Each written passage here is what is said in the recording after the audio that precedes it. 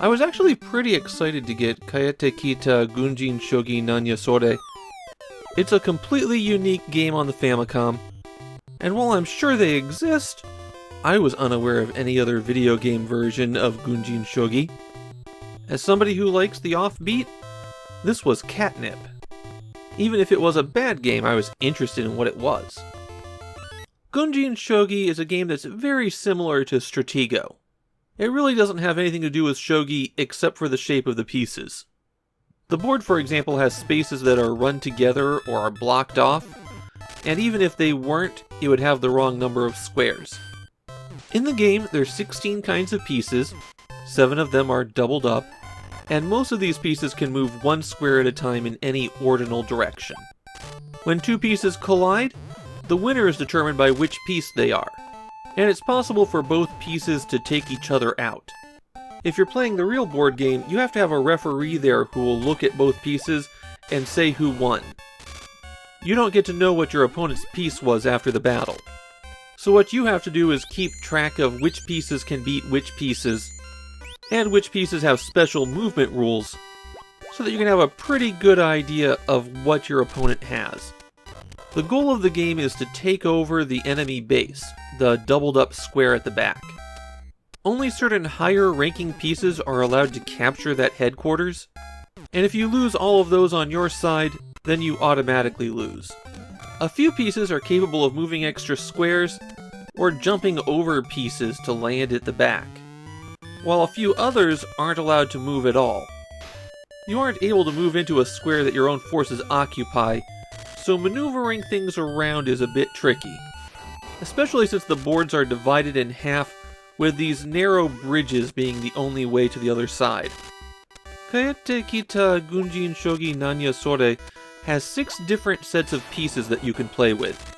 Each set is given their own story in the manual, though they don't really matter that much. You could fight a mobster wolf, Pitler, whose swastika is reversed until you get onto the battlefield. There's also this green big-headed alien called Piccolo. If you win a battle against 3 of these enemies, then you unlock the 6th set, which is sushi-themed. I actually don't like these designs a whole lot. I found them very difficult to tell which units were supposed to be which, and who was supposed to be stronger than who. For example, on the World War II map, who's stronger, the infantry units or the French resistance? Turns out it's the French resistance. There's also the question of which order the colors go in. Turns out it's red, green, blue from strongest to weakest. But that's not something that's immediately obvious.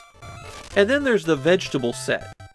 Here the units are grouped in tiers of 3 colors, so the reds are similar, the whites are similar, the yellows are similar.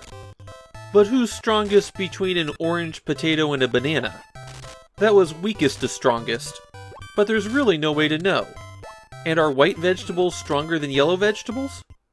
They are. And which vegetables have special movement rules? It's hard to tell at a glance. And then there's the AI. While I only won a single match, I am told that it is especially weak. I also think it cheats like crazy. The AI goes around my landmines, for example, and while it might do that because that's a piece that hasn't moved, if I leave a high-ranking piece completely still, it also runs from that.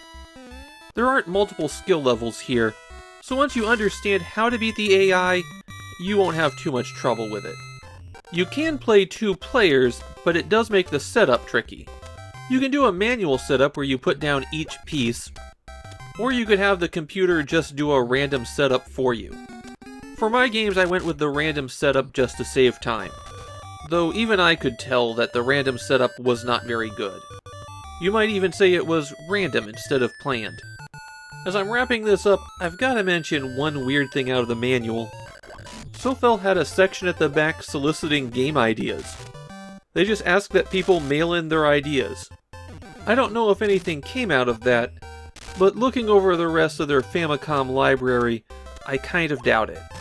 I'm really of 2 minds in Kaetta Kita Gunjin Shougi Nanya Sore. I still really like the concept, and think it's a decent light board game in that respect. The kind of thing that once you fully grasp the rules, You could sit down and enjoy a quick 15-minute session with it. But I also think that the way that they put it together for the Famicom isn't great. Between the piece sets being confusing and the AI being uninteresting, I can't really say that this one's an overlooked gem. I definitely got what I wanted out of it, though. It's a quirky, unique title.